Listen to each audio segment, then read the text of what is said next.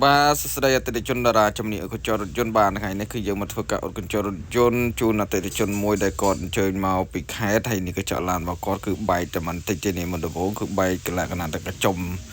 ប៉ុនកូនដៃទេហើយក៏គាត់ຕົកយូរអញ្ចឹងទៅគឺវាត្រូវថ្ងៃក្តៅខ្លាំងវារៀលបាទឥឡូវរៀលប្រហែលជាខ្ទង់2ទៅ3ចង្អាមបាទហើយនេះគឺជាសកម្មភាពនៃការបាញ់កៅហើយនៅពេលដែលយើងចាក់កៅអត់ប្រើកម្ដៅកាំរស្មីរួចរាល់ហើយគឺយើងកោសវាចេញមក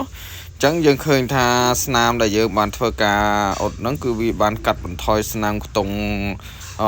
សា50ទៅ60%ណាវានៅស្នាមតសៃសក់បើយើងមើលទៀតគឺលែងឃើញតែម្ដងគឺមើលទៅទាំងសាច់លែងឃើញតែប្រមើលស្រុតសាច់គឺឃើញតែសាច់សក់ណាអរគុណច្រើនសម្រាប់ការជឿជាក់នៅសេវាកម្មអត់កញ្ចក់